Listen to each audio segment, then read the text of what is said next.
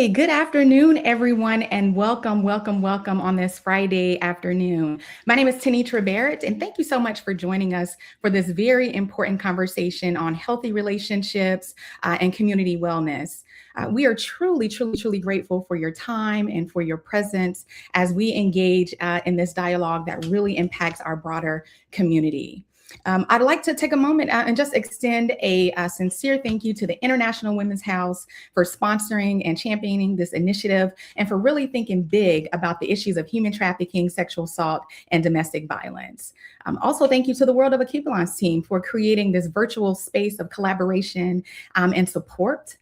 We have some outstanding panelists speakers today, who are leaders, who are practitioners and scholars, who are deeply committed to prevention, healing, and also justice. So again, thank you to our speakers for also being here today.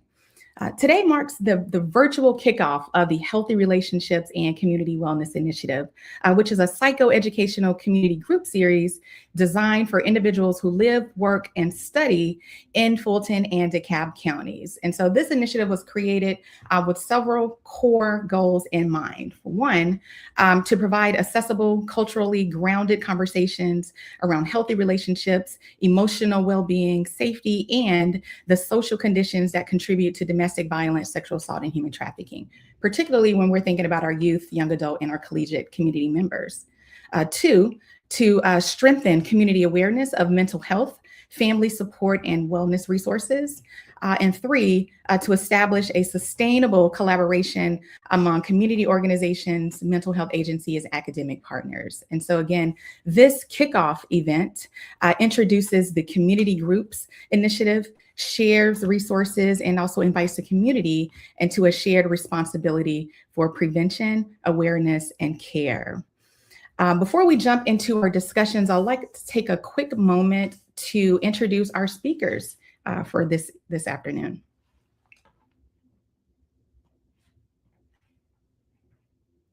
Yes, please.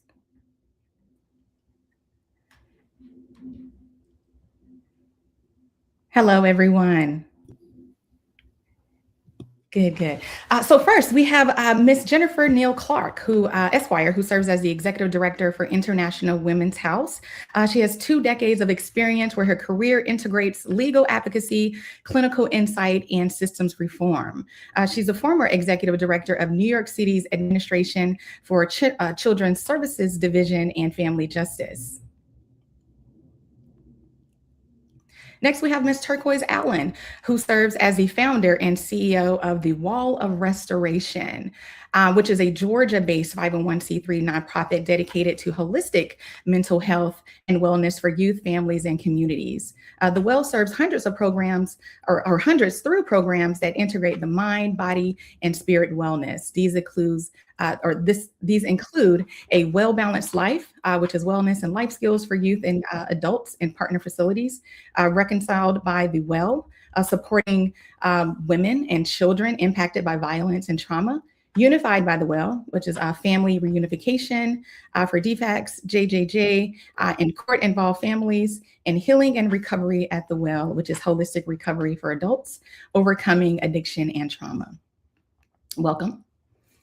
Next, we have Ms. Tabitha Pasmino, Esquire, who serves as the Deputy Chief Assistant District Attorney for the DeKalb County DA's office, specifically in the Human Trafficking and Internet Crimes Division.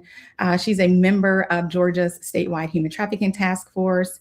She's also worked over the Sexual Exploitation and Crimes Against Children Unit, and her leadership has assisted the DeKalb County District Attorney's Office in standing up the Human Trafficking and Internet Crimes Unit, as I mentioned. Welcome, Ms. Pasmino. And last but not least, we have Reverend Dr. Courtney Bryant, who is an esteemed author and CEO of One Spirit Learning Alliance. And so Reverend Dr. Bryant has a remarkable 2-decade career in education, liberation, and spiritual development. Again, she's the CEO of One Spirit Learning Alliance, which bridge scholarly insight with spiritual depth and practical activism. She holds a Master of Divinity from Duke University and a doctorate in religion, ethics, and society from Vanderbilt University. Again, she's an esteemed author of Erotic Defiance, which considers the sacred and transformative power of the flesh through investigating the ethical and theological dimensions of the erotic experiences of Black women and performances of Black womanhood. Again, thank you so much to our panelists today. Before we jump into our conversation, again, my name is Tenitra Baird. I serve as the third vice president of the Greater Atlanta section of the National Council of Negro Women. And I am so honored to be a part of this conversation with our esteemed panelists as a community partner through my work with NCNW, which is an organization whose mission has long centered the protection, advancement, and empowerment of Black women, families, and youth. And so for over 90 years, NCNW has advocated at the intersection of policy, education, health equity, and economic justice. And so promoting these type conversations is not new work for NCNW. It is at the core of who we are and what we stand for. And so again, I am honored to join you all today for this particular conversation. So let's jump into our conversation, y'all.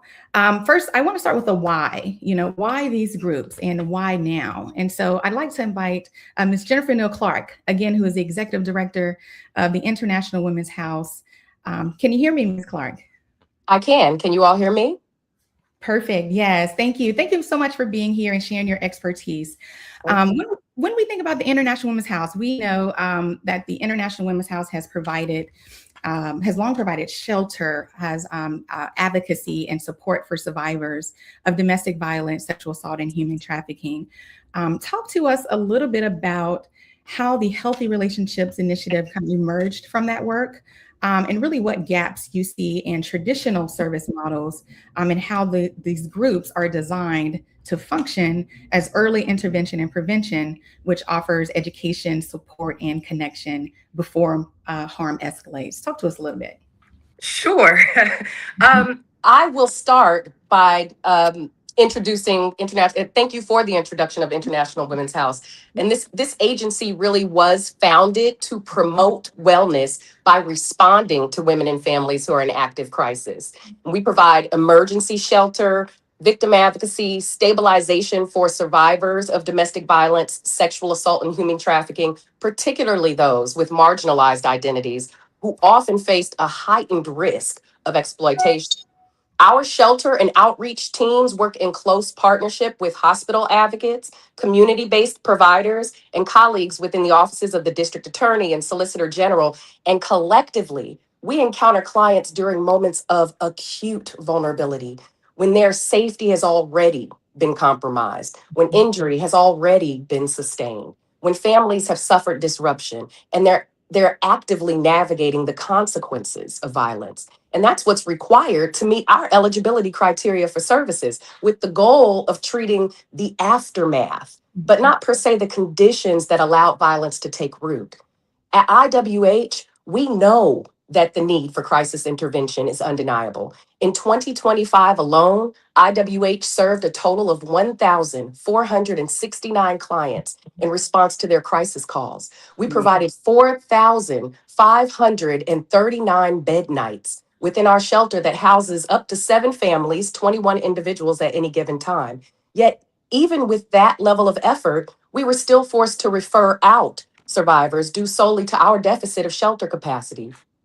And this reality, it reflects a much larger truth that Atlanta, as is likely the case with other cities across the United States, we lack the downstream resources to meet the scale of harm once violence has already occurred.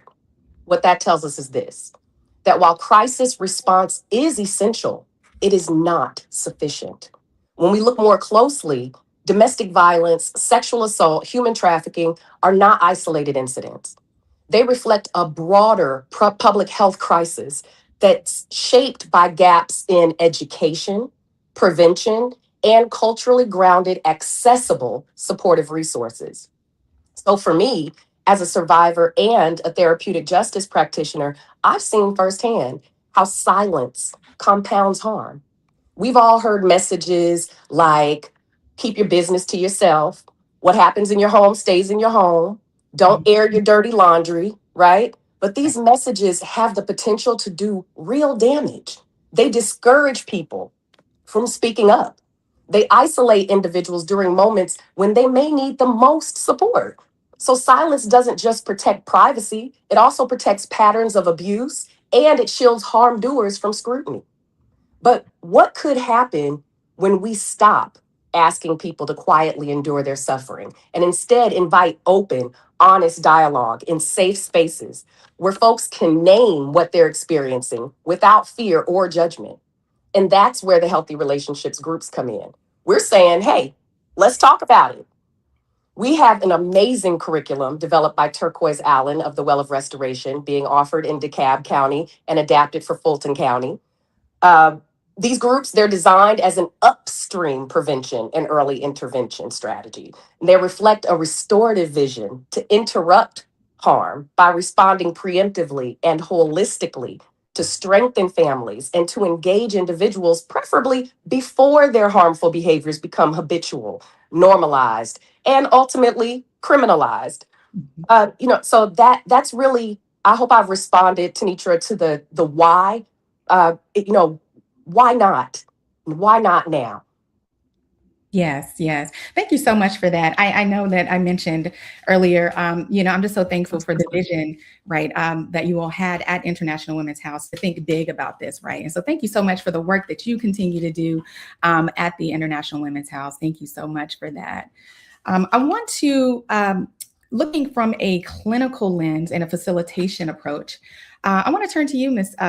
Turquoise Allen, the CEO of the Well of Restoration and also a lead DeKalb facilitator. And so, as a board certified psychiatric nurse practitioner and trauma professional, can you talk to us a little bit about your clinical approach to facilitating these groups and how trauma responsive, culturally grounded psychoeducation differs from traditional therapy? Yes, yes. Well, early in my clinical work, I began to see a lot of different patterns that really deeply unsettled me. I would prescribe medications, they would engage in therapy, but, and even be compliant with all the treatment plans and all the things that we would do, right, in that outpatient setting, show up for appointments, but still they seem to come in very empty, like there were issues that were unresolved, like they were still searching for like meaning. And there was this kind of revolving door. New diagnosis, new medication, new interventions, different therapists, hospitalization, outpatient care. But the pain from what I saw was never fully resolved. And so that forced me to sit down and kind of ask hard questions, do more research, go back to school.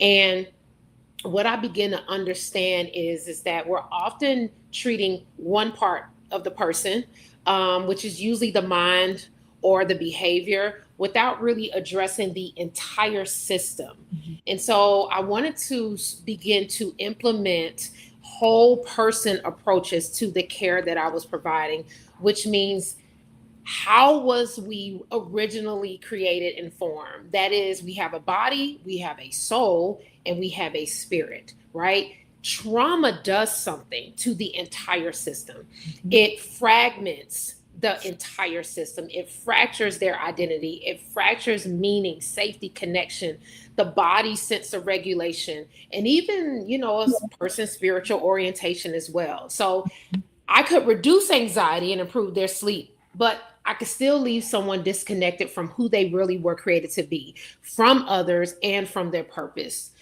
Trauma doesn't just affect the mind. I think that's really important for us to understand. It shapes our soul, our personality, our values, who we think we are, how we communicate, how we resolve conflict, how we relate to others, how we see God, and how we essentially make meaning out of life. So the work that I started doing in the last few decades is working towards beyond just stabilizing someone.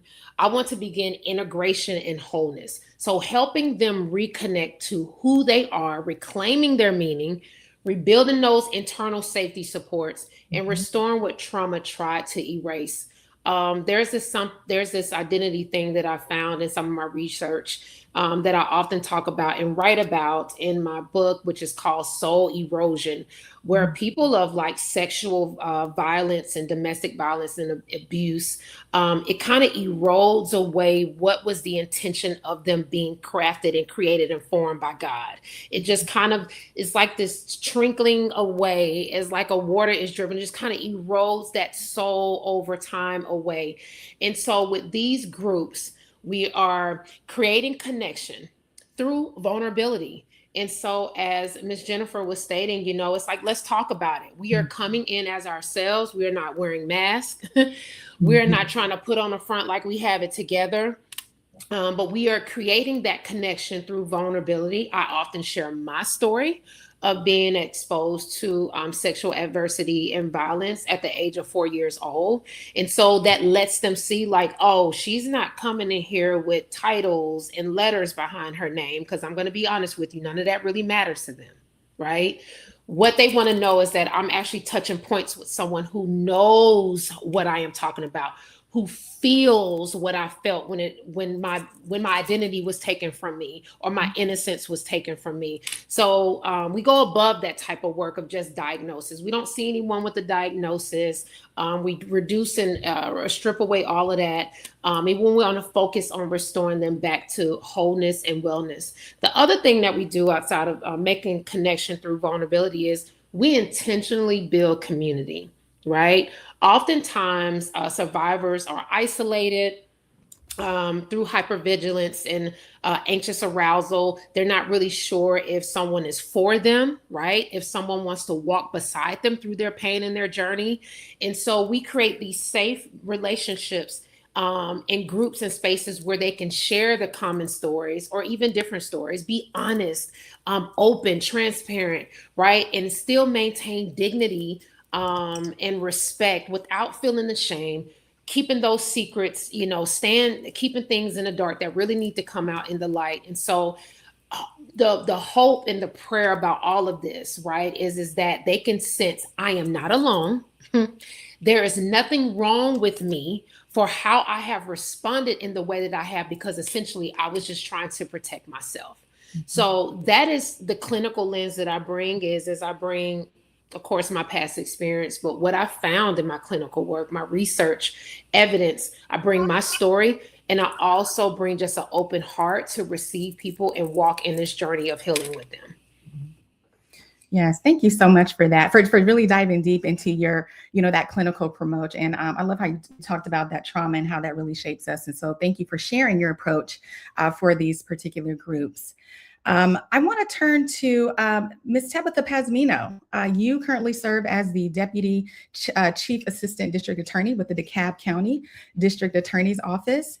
And so for many of us in the community, human trafficking really still feels abstract, right? And so from your lens, from your perspective, how is human trafficking, particularly when we're talking about sex trafficking, legally defined, right? And then a second part to that is, how does it intersect with domestic violence and sexual assault? And what is your approach with that particular work? A lot of good questions on that one, right? But yes, human trafficking, how it's legally defined in the state of Georgia, is subjecting or maintaining another person in labor or sexual servitude, right? I could probably go on for about an hour or so if I wanted to get into all the legal elements. But to think of it in more simpler terms, it's exploiting another person through forced labor or commercial sex. And I often get asked, what is commercial sex? What does that mean? And commercial sex is sexual acts or conduct that is being exchanged for something of value. Every time someone hears the word value, they automatically think money. And yes, that is a component, but it doesn't have to be money. The value can be housing, transportation, providing food or shelter, and using that in exchange for some type of sexual act or forced labor. And in Georgia, when we are looking at sex trafficking in the context of adults, we are looking to see, was that adult tricked manipulated, coerced to engage in sexual conduct? If they were, they're a victim of trafficking. Now, if we're analyzing or interacting with a case that potentially has a minor involved, it's a little bit different. We're not looking for the same coercion or deception tactics. We're looking to see, is someone providing, are they supporting or benefiting off of the fact that the victim is engaged in commercial sex? If they are profiting, benefiting, helping, encouraging, exploiting in any way when it comes to a minor, that is trafficking. And they can be held liable for a serious period of time for that crime. Because what we are really at the core of it all looking at is someone taking advantage of the individuals, is someone exploiting them and their trauma for commercial sex. And you asked, how does trafficking kind of intersect with domestic violence and sexual assault? I'm glad you asked that question, because the three things that they all have in common is that it all begins with some type of relationship, some type of formal personal connection. It's not what we often think of or what's depicted in society as the stranger down the street that we don't know, and suddenly it's like a dramatic kidnapping. That's not what typically it looks like. Right. It's the neighbor that you may encounter as you walk your dog or check the mail. It's a family member or a caregiver trading or maybe selling a minor for financial gain. It's even a romantic partner who may present as caring and loving and protective, and then slowly starts to use intimidation and humiliation to devalue their partner or to threaten them or even cause harm. And the end of it, the result is they're trying to keep them in a state where they feel that there is no escaping from, that they cannot exist without them. And so what really connects all of them is the cycle of control, right? It's isolating someone from support, making them feel that it is impossible to leave. And so what is our approach, right? As the DeKalb County District Attorney's Office, right? We're responsible for upholding justice, making the right decisions when we prosecute or move forward with a case. That is why training, awareness, and education is so important, not just among community organizations, but in government agencies, in prosecutor offices. Our office recognizes that. We recognize that it is important to keep up to date with how these instances impact victims. What indicators should we be looking for when cases present themselves a little differently than what we expect, right? And so our office understands we need to sometimes meet victims where they are. They may not be in a situation where they're quite ready to seek help. They may not be ready to identify themselves as being exploited.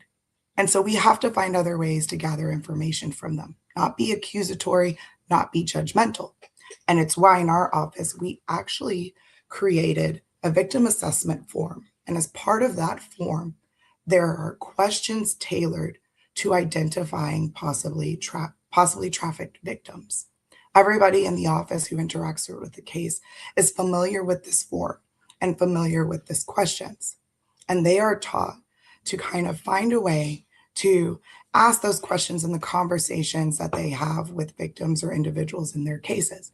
And if there's any indication that the question is a yes, right, that there is a possible indicator of human trafficking, they refer it to our unit, our team reviews it, and we further investigate and evaluate what is actually going on in this relationship.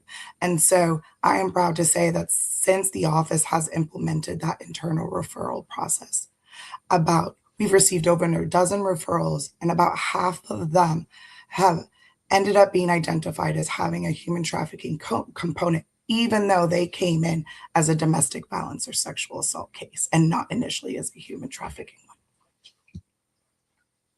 Yes, thank you so much, Ms. Pasmino, for sharing your perspective as a district attorney with the DeKalb office. I have a follow-up question for you.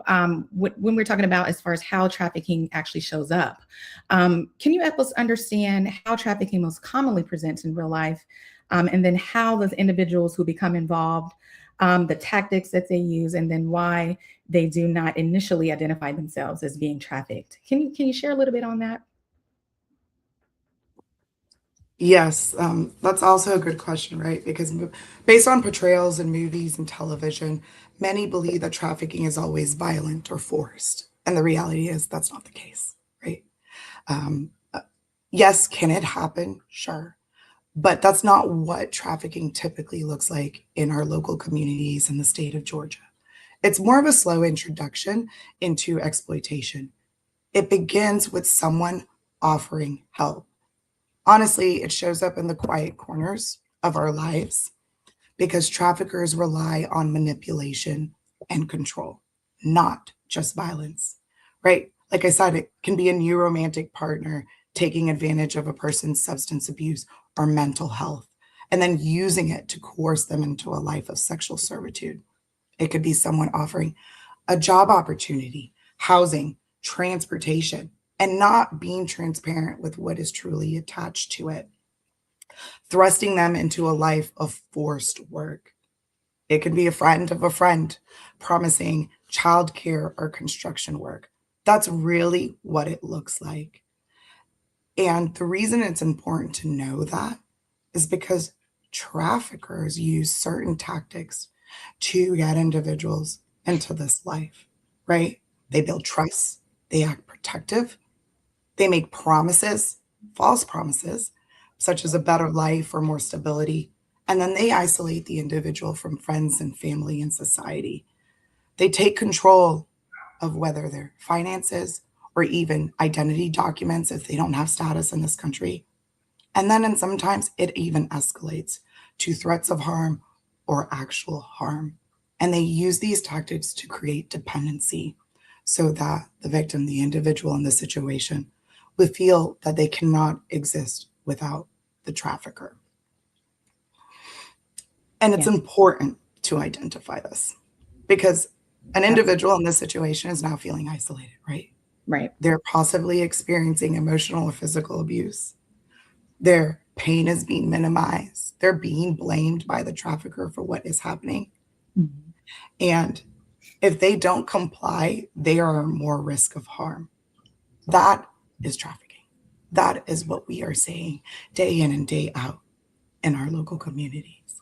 And now every situation is unique when Mhm. it comes to helping victims and that are in this situation. Often people think they want to be rescued, they want to be removed from the life, but it's really not that simple. Right.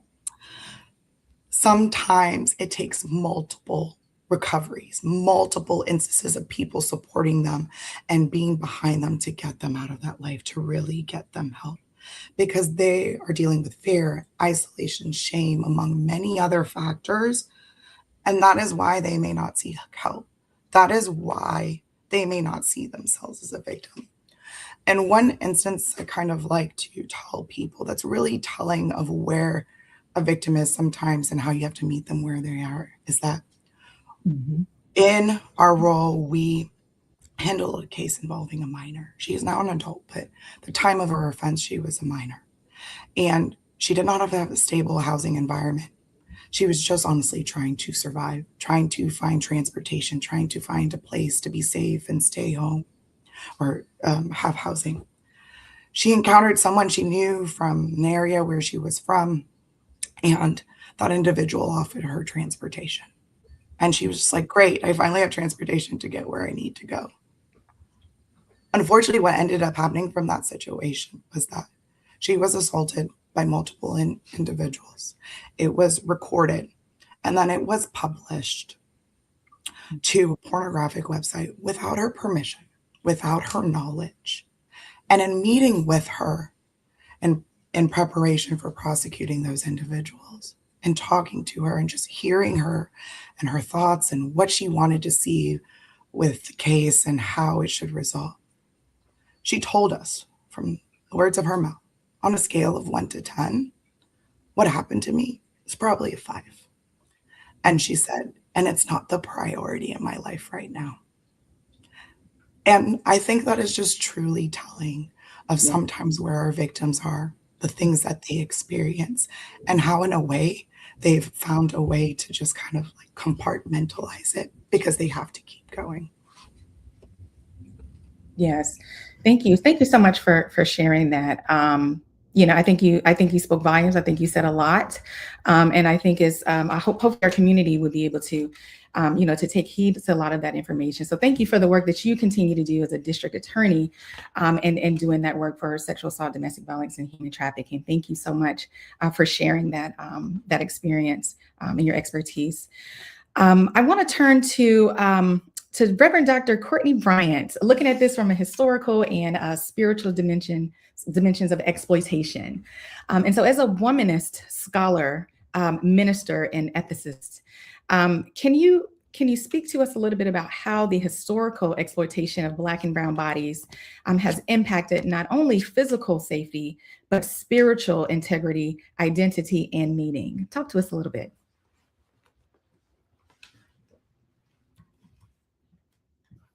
I just realized I was on mute. First and foremost, thank you for having me. It is really an honor to be among all of these wonderful folks, and on this panel.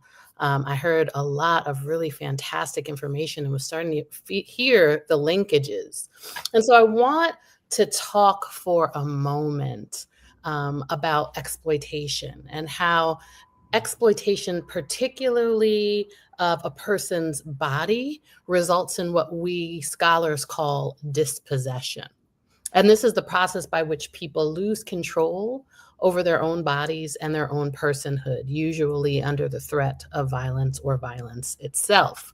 And because I'm a womanist scholar, we tend to begin from the vantage point of Black women and their experiences. And so we often use the example of chattel slavery as an example of dispossession, in that Black people's freedom was violated. Their right to their own bodies was violated. And through this, we can see how the stories of all those abducted, displaced, enslaved, or sexually violated or killed could be included in this legacy of dispossession. But to really understand exploitation and dispossession, we also have to understand the role of the body itself. The role of the body is a role of meaning making, as we heard Dr. Turquoise talk about, and it is also the role of agency, because the body is the way that our souls enact its will. So for the survivor of violence, especially sexual violence, the individual experiences a loss of the right to determine what happens to their own body. They lose their ability to assert their will, and they lose all sense of safety because they experience the world as unsafe, and their bodies stand as a witness to this danger. Now, all of this has a profound impact on a person's sense of personhood. And we could understand personhood as having a body, having a will, and having the ability to exert or assert that will. And so for survivors of color, this is all happening under the context of persistent violence and dehumanization through policing, education, the medical industry, the prison industry, the church, and of course the government, just to name a few of the sectors that might affect one's psyche. But this is also happening in a world where the bodies of Black and brown women and men have been defined as problems, the possession of others, deserving of violation. In fact, the violence visited upon them is perceived as justified, often through religious conceptions of race and sex. And so when this body is used to experience the world, or when the body that is used to experience the world becomes the site of violence through exploitation or pain or shame because of physical violation, or the powerlessness that accompanies dispossession, This doesn't just harm the body, as Dr. Turquoise mentioned, right? Because the body and the spirit or the soul are connected, such that the loss of the control of the body wounds the soul as well.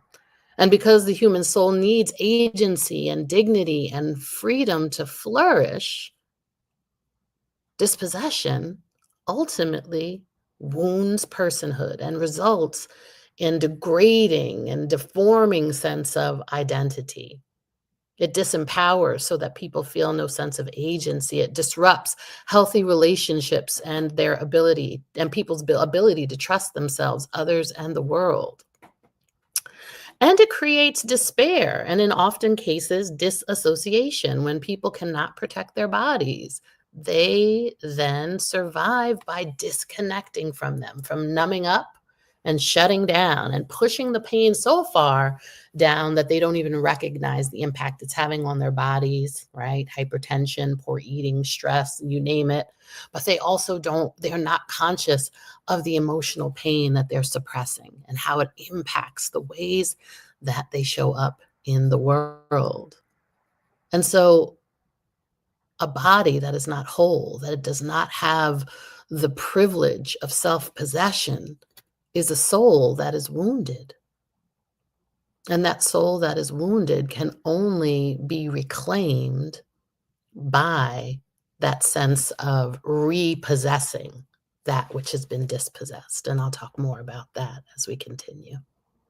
Yes, thank you. Thank you for sharing about the exploitation and the dispossession of the body, and the disconnection of that, right? And really how the soul is wounded. So thank you for deeply sharing that.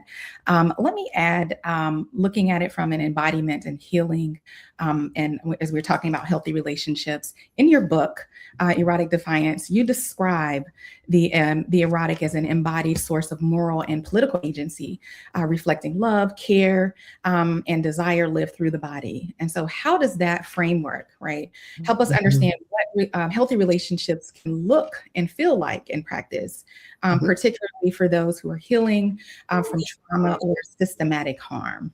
Yes. Yeah. So our bodies are how we act in the world, right? We always have to bring it back to the perspective of bodies, because if that's how we act in the world and it's also how we experience the world, our actions shape the world, and the ways that people act upon us shape how we understand our identity. And so we can use this power to create goodness through our relationships and actions, or we can use it to cause harm, right? To devalue and to dispossess one another. Now, the erotic, as I understand it, is a sacred bodily power. It is how love, connection, and meaning move through us and between us. And this happens, right, through our power of touch, our power of presence, and our power of relationship when we relate to one another, and the impact our embodied being has on another. This is what we would call the haptic, right? Now, the haptic works through physical interaction, right? How I touch a person, how I engage them physically, my proximity to them, and also the ways that our bodies are handled and perceived. So our bodies help shape others understand the world and themselves within it. And the same is true in reverse, so that the way we touch or relate to and represent one another teaches people who they are allowed to be. For example, when someone is met with respect, care, gentleness, and love, their experience teaches them that they matter, that they are worthy of dignity, right? But when someone is met with violence, neglect, suspicion, or repeated disregard, that experience teaches a different lesson. It teaches us that we are less valuable, less human, or undeserving of care. And this is why the body matters and our haptic capacity matters, because how we use our bodies in relation to others is actually part of the way that we practice morality, because it is the power to create meaning, to shape identity, and to deeply impact another person's sense of self and place in the world. And that's a huge power. And we can use this power as agents in the world to create experiences of goodness and love, or something else. And unfortunately, for a lot of oppressed people, people have chosen to create something else.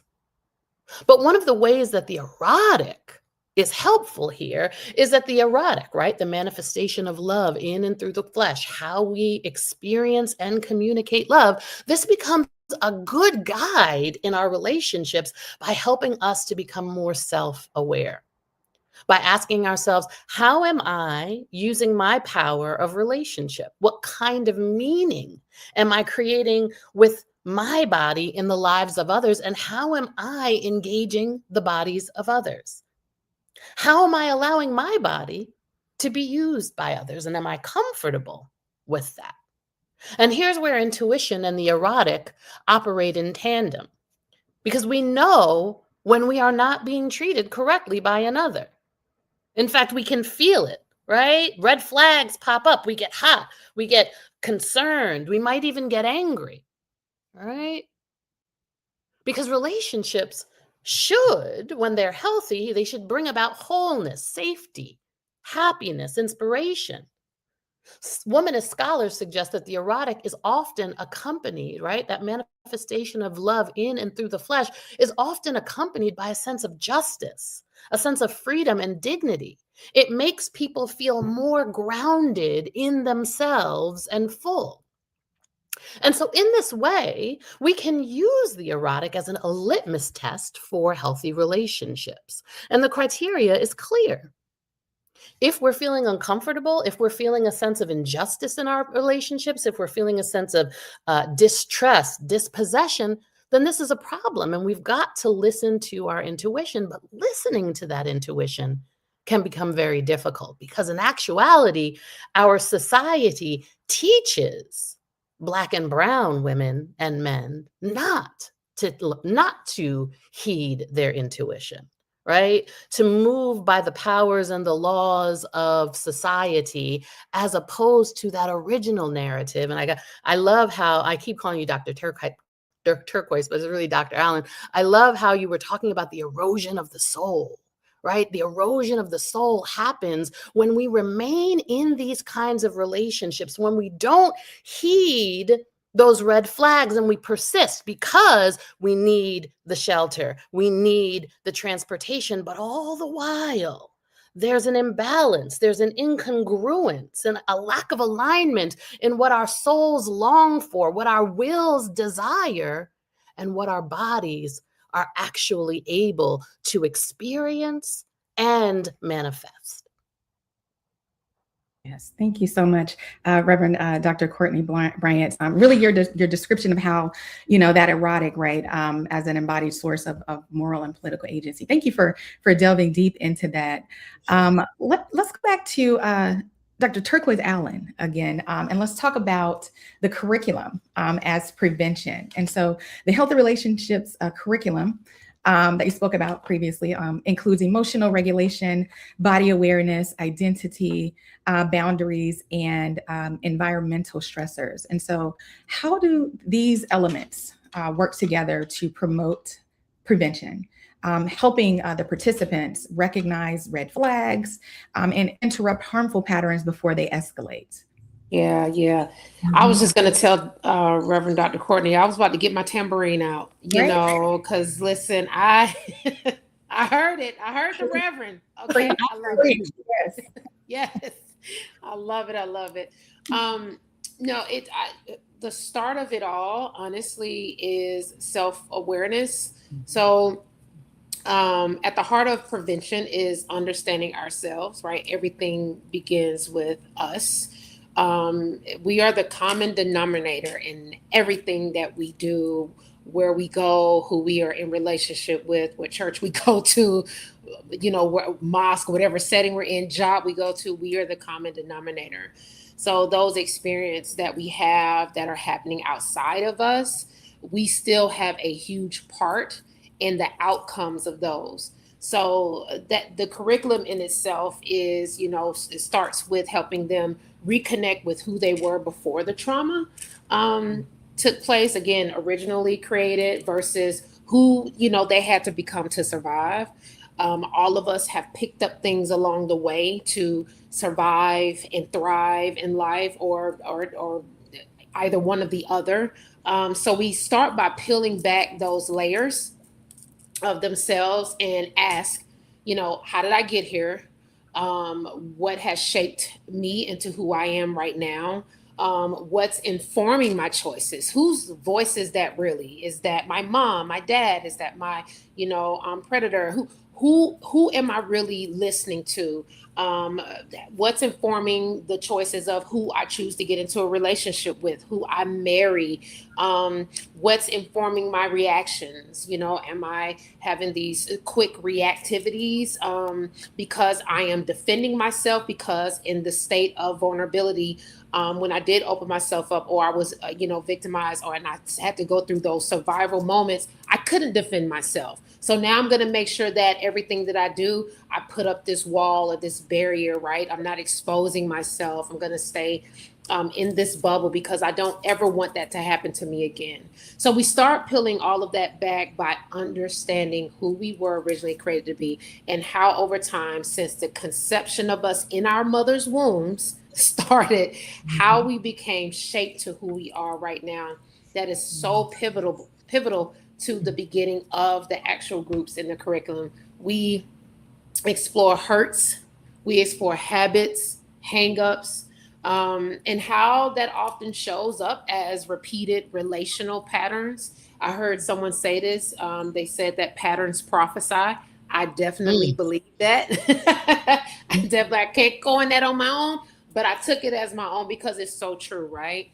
And so we look at those patterns, and it's not from a place of blame. It really is about more understanding, because how we see ourselves directly shapes how we engage our bodies.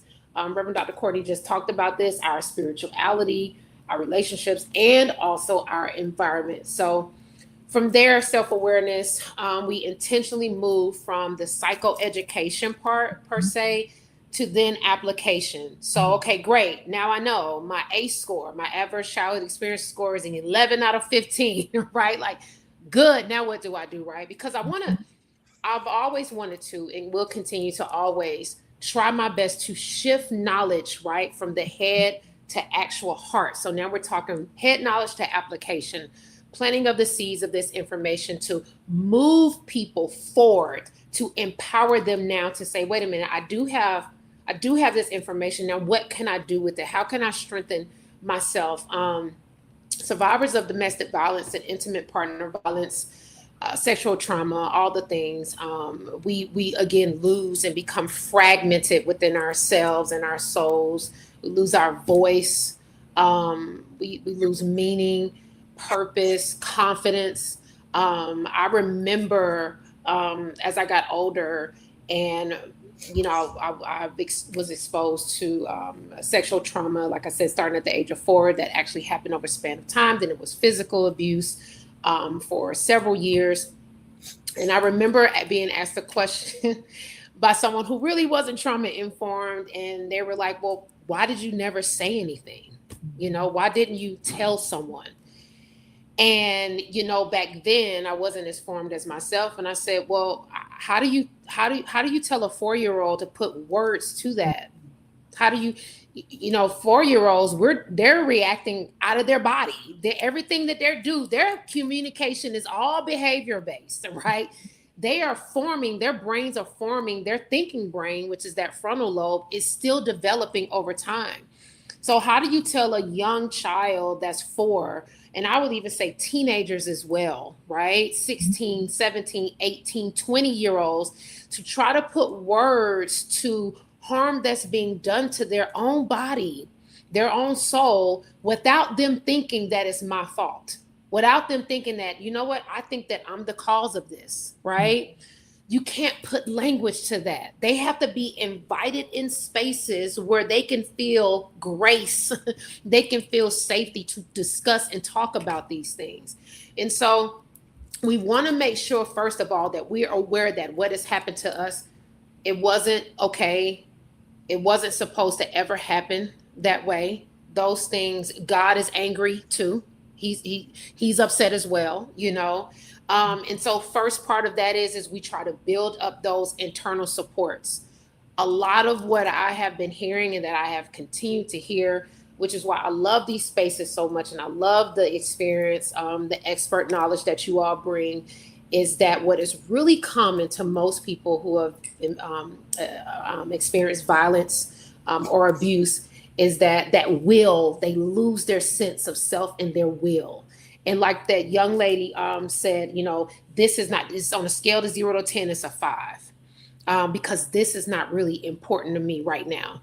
And red signals for me go off, and I think about, where are those internal supports that are supposed to be anchoring this young lady to allow her to say, I don't have to stay here. I have something on the inside of me, right? Internal supports, that thing that anchors me and grounds me. I know who I am. I know whose I am, right? Who I belong to. So we go through it, acknowledgement, acceptance. We have to go through grieving what we lost, right? Grieving what we lost. Personal reconciliation. How do I get back integrated and reconcile to myself to feel like I do have the power to move from this situation and move forward without feeling guilt and shame and feeling like I just want to run and hide? We restore faith and meaning. Self-worth, right? There's value to my life, even though I was shown there's no value or I was told there is no value.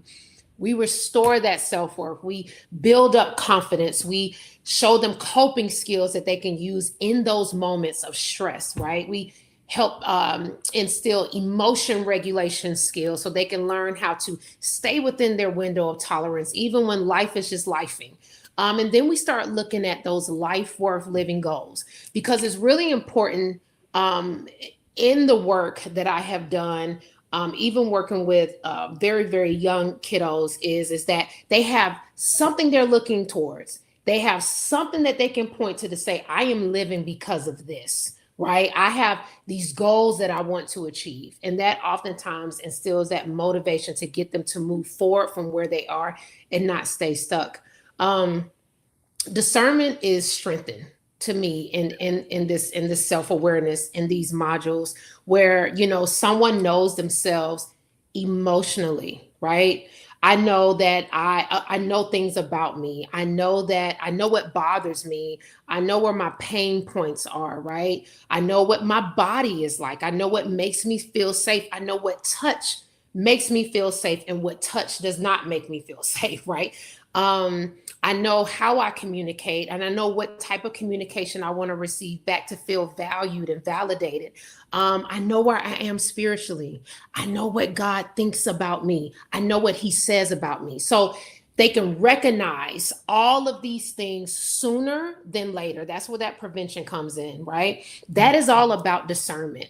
Trusting, holding on to that gut feeling that you get, or when the hairs on the back of your neck stand up that says, I don't know about this. This may not be safe, so that we can interrupt those harmful patterns before they escalate. Then from here, once we start on the inside, right? Because this, I think we all know and can agree that this work is an inside job. Mm-hmm. So once we start building up the inside, then we move outward to building up those external supports. Here's where those relationships come in, right? That social wellness, that environmental wellness. So we're looking at, what is a healthy relation? What does that even mean? Right? What does that mean to me? Some of this is subjective, right? Some people may be able to say, I can stand for that. And I may say, I can't stand for that, right? So what does healthy relationships really look like?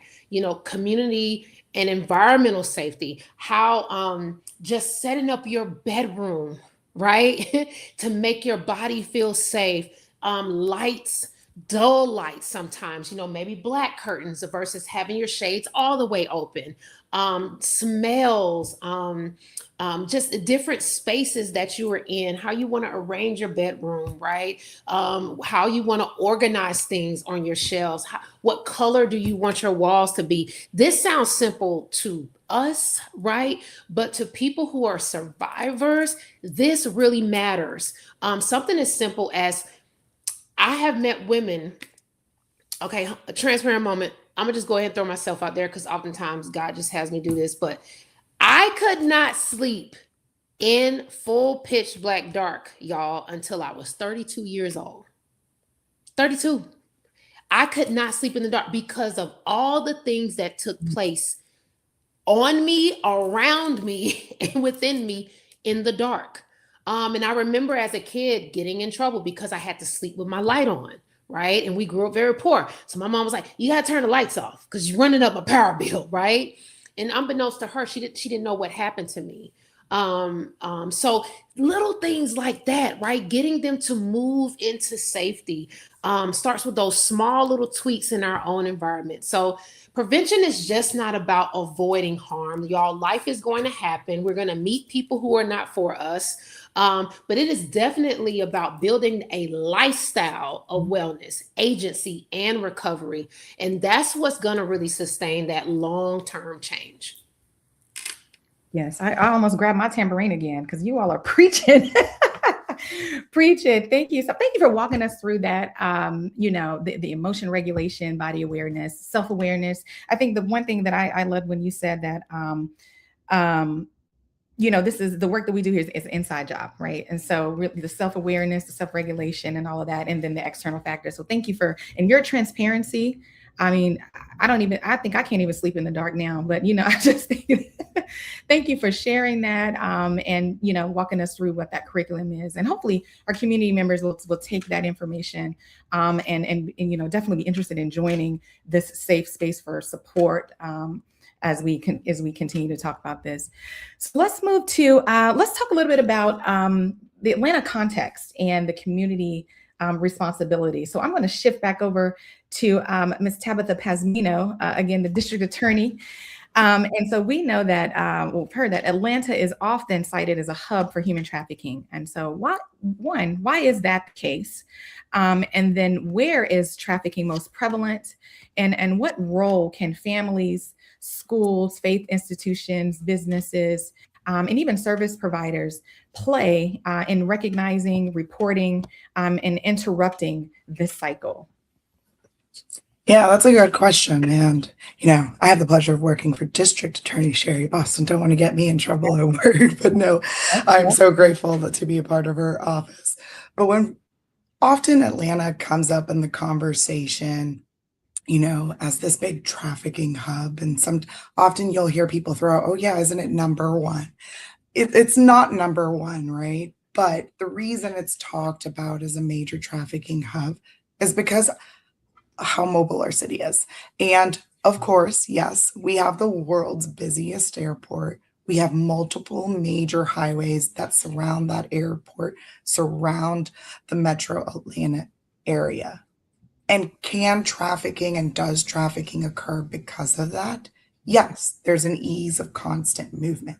It's why we are always brought up in these conversations. But remember what I said earlier. Trafficking in our local communities isn't necessarily what we think of the transportation and travel through the airport being brought in from a different state or another country. The reality is Georgia has multiple vulnerable populations.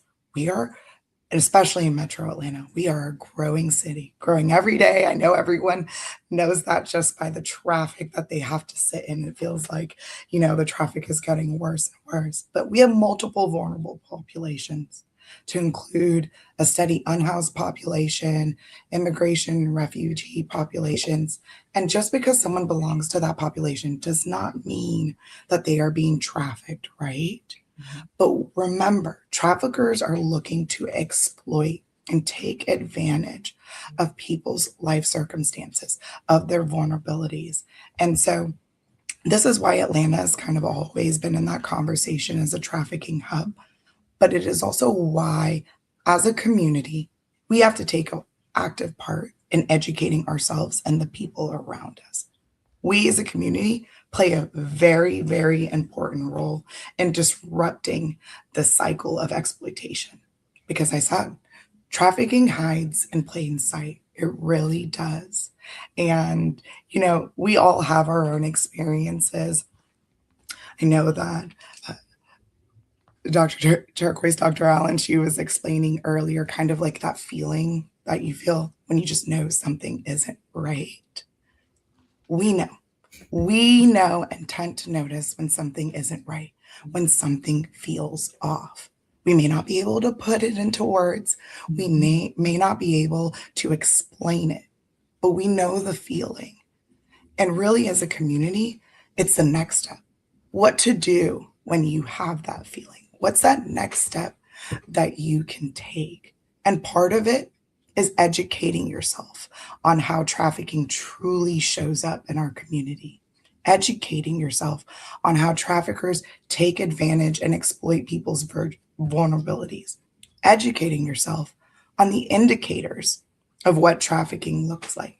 Because when you do train yourself, educate others, you recognize those patterns, right? That was mentioned earlier. You recognize the patterns and you realize when someone needs help.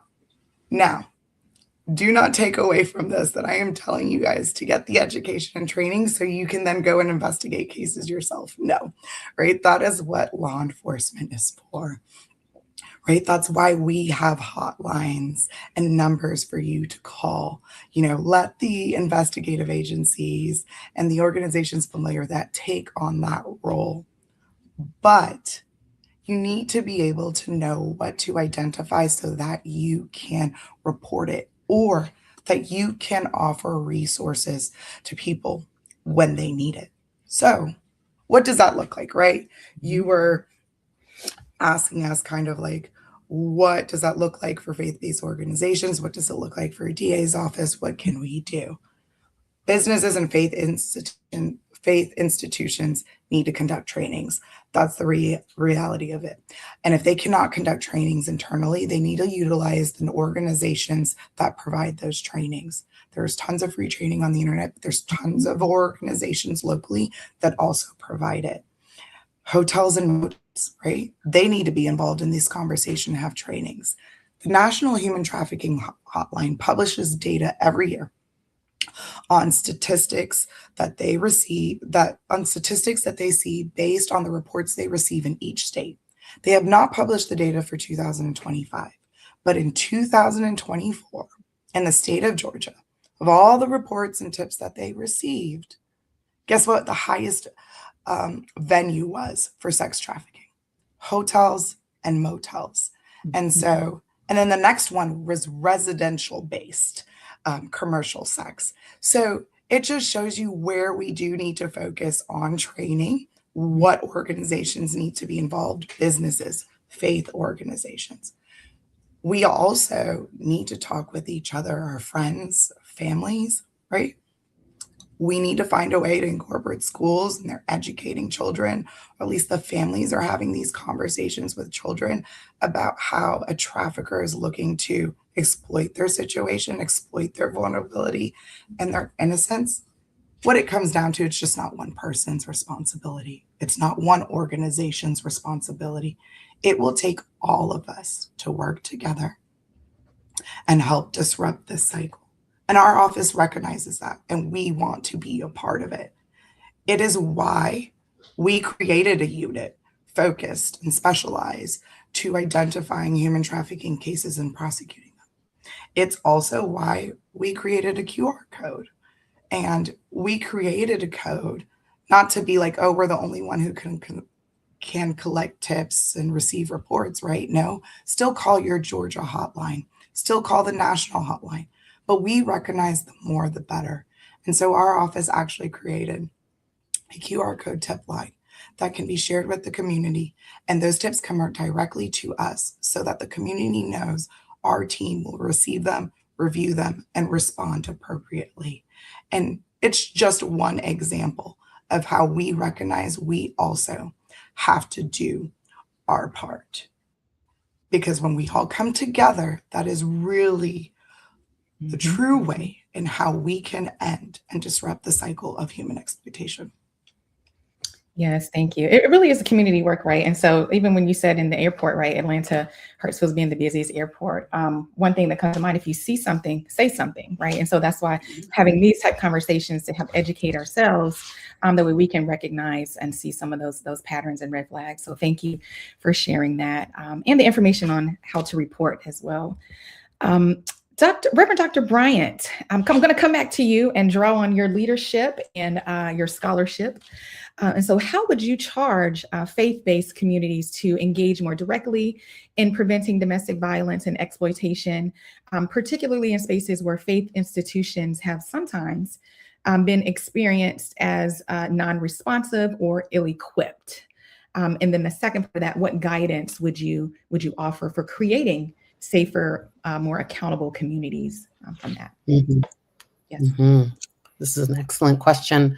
I think that the church specifically, so I'm going to speak of my specific spiritual orientation and then speak about a more interspiritual orientation.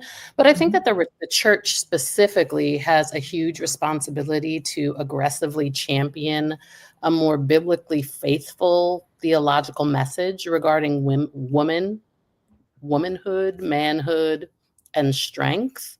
I think so much of the way that this culture operates is very much predicated on ancient systems of male versus female relationships, or masculine and feminine relationships, right? Such that to be in relationship with a woman from a Christian perspective, sadly, is to dominate a woman, right? To take her over, to take over her identity. And so, as I alluded to before, this notion that a person's bodily self, that their body might belong to someone else, right? That they can dictate what happens to said bodies, is a huge root of the problem and cycle of abuse in America and the world moreover. But then when we also think about conceptions of strength and concepts of manhood, we think about domineering, we think about violence, we think about those tactics of dispossession, such that to collect bodies, to lord over bodies, somehow signifies leadership or manhood. And that's something that a lot of Black and brown men chase, right? They chase these masculine aspirations, right? Or patriarchal aspirations that they often can't reach anywhere but the home, right? Because that's where they are the leader. That is where they have the power. And so I would love to see the church do more to change the messaging and understanding, to go back to what Dr. Allen was saying, right? Like, what was the original messaging? What were we originally created for? Was it to be? Well, I mean, if we look in the Bible, actually, it would say that a woman, was created, quote unquote, secondarily, and actually, based on some interpretations. And so her will and desire should be for her husband and nothing else. And so what happens when that kind of theory turns into practice, particularly when we're talking about the way that power operates? And I think that this should be done not only in youth circles, because the church has,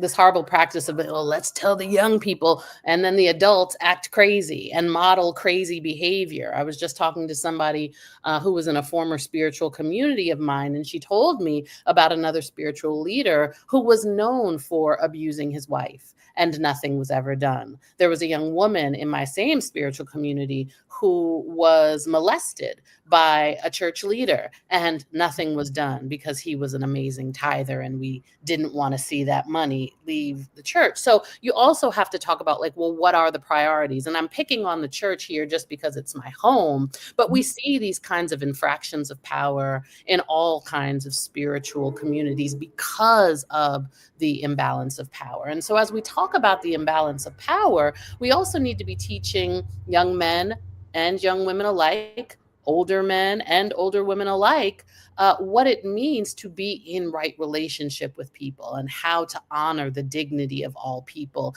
including oneself, because to engage in such behavior is also the erosion of the divine in oneself. And then I would also say that we need to take a bigger role in teaching people self-awareness. And this is something that I think the interspiritual communities that I've been a part of do well.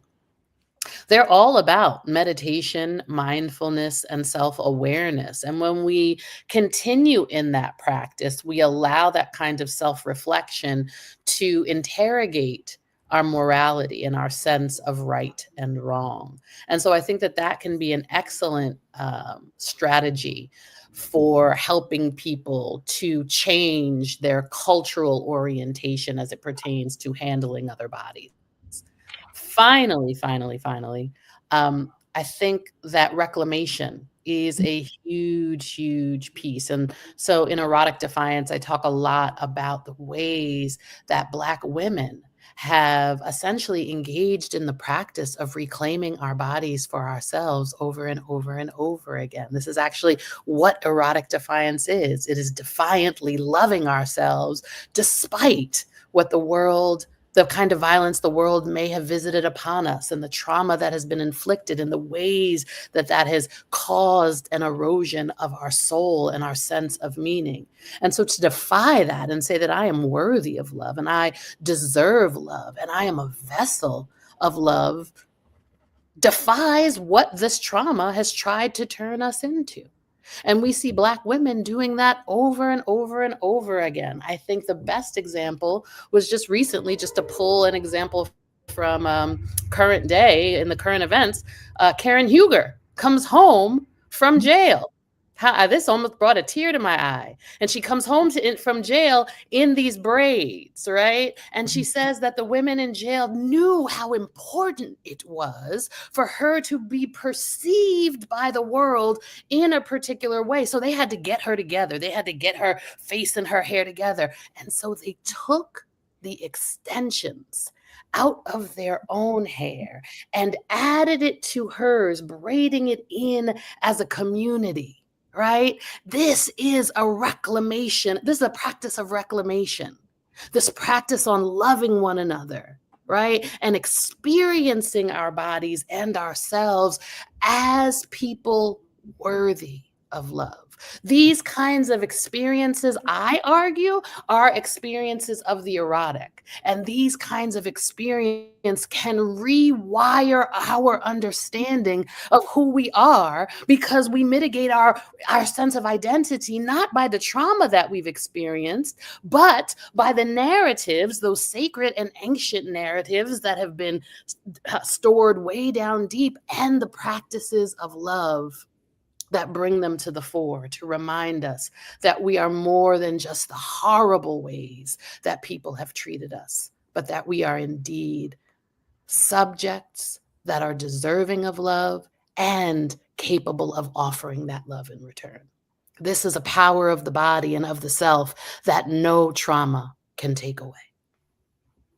Yes, it's powerful, powerful. Thank you, Reverend Dr. Bryant, for your charge and reminding us the role of the faith-based communities and how the church could do more, right, in this space and creating a safer, more accountable community. Thank you so much for those powerful words. Every time you speak, it's just so powerful. I feel it through the screen.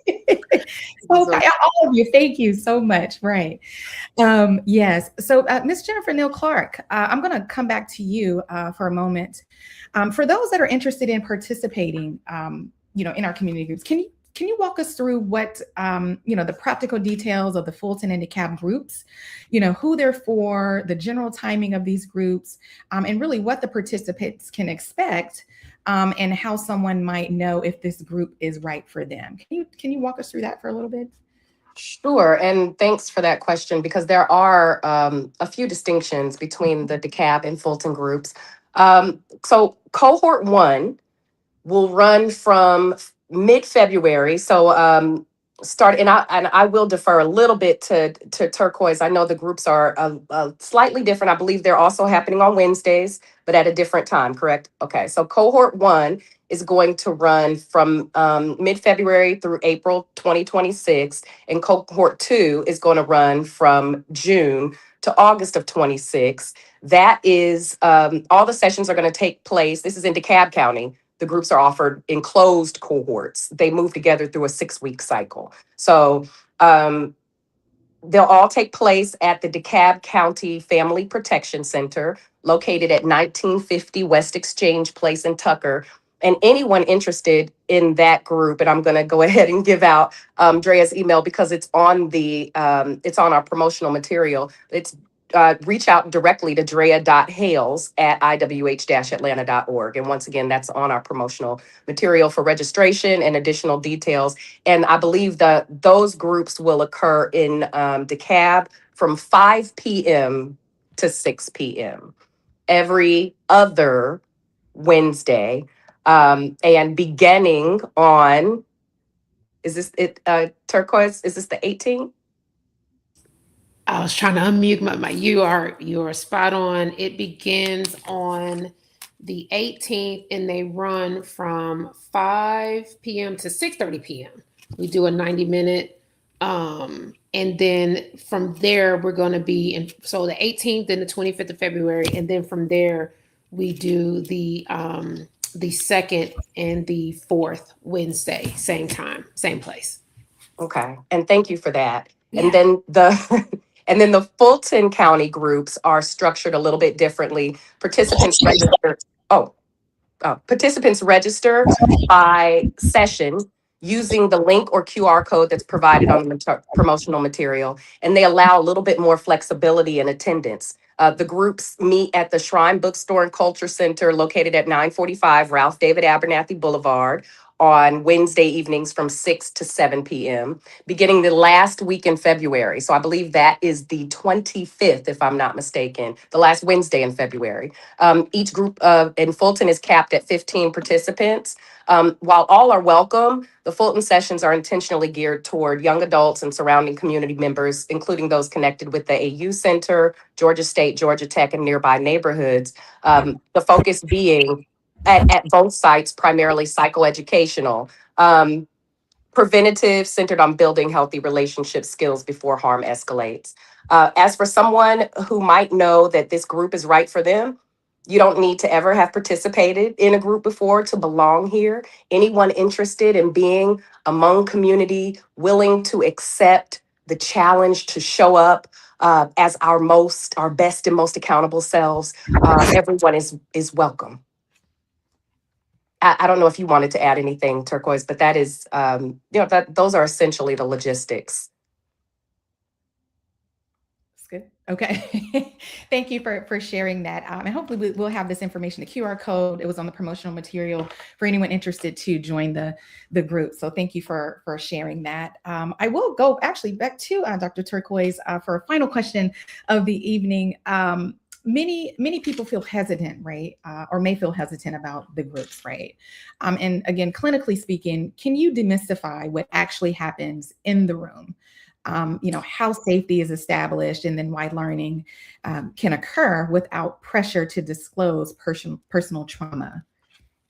Yeah, there is, and Jennifer hit on some of that. You don't have to have be on meds or have an assessment done to come to the group. It is whoever feels they need this group and want more understanding to move to a place of freedom, right, and restoration, and you can come to the group. There is no pressure to tell your life story or go deep into it and do a whole dissertation on, we're not going to recount the ways that you were, traumatized. We through research have found that's actually not helpful for most people. So we don't take that approach. The first thing is safety. We do our best to establish safety first. And we have found that safety is established through connection. Connection is established through vulnerability.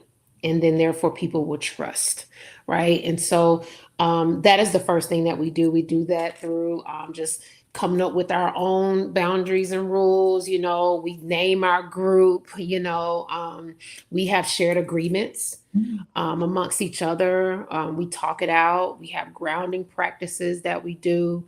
Again, building that community is very important. And I think I really know, because I've seen it for myself, even in my own life.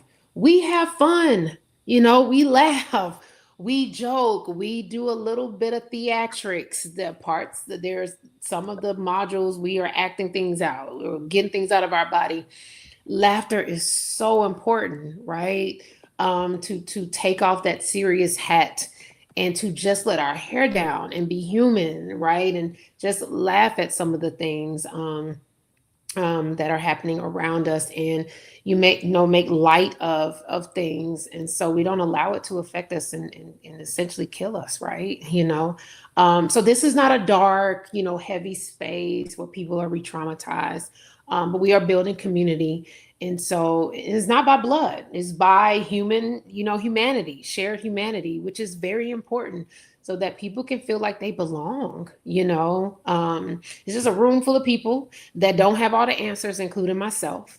But we're going to bring grace and honesty and that desire to just keep living. I know that learning happens through education and reflection. We do a lot of experiential activities. We do some, like I said, grounding work, some rituals at the beginning. But of course, they're not forced disclosure. No one has to participate in anything they're not ready to. But a lot of healing in that can happen through listening, recognizing yourself in someone else's story, or just simply being present without that judgment. So that's what the group is going to feel like. Thank you. Safe space. Thank you for that. Well, I want to thank you again to all of our panelists, our speakers. You all were amazing. Thank you for lending your expertise and for continuing to do this work in our community that is just so impactful. I think this conversation was just so informative and so powerful. So thank you so much again. As we close, I do encourage each of you in the community to take heed of this information, register, for groups, share these resources that were provided, and even continue these conversations within your families, your workplaces, faith communities, and also your networks. This is super important. If I had to leave here with anything tonight, I would say prevention begins with awareness, connection, and collective responsibility. And so at this time, again, thank you to our speakers, our panelists. I want to turn it back over to Ms. Jennifer Neal Clark, with the International Women's House for final remarks and those next steps. Thank you. Well, and thank you, Ms. Tanitra, for moderating. And just wow.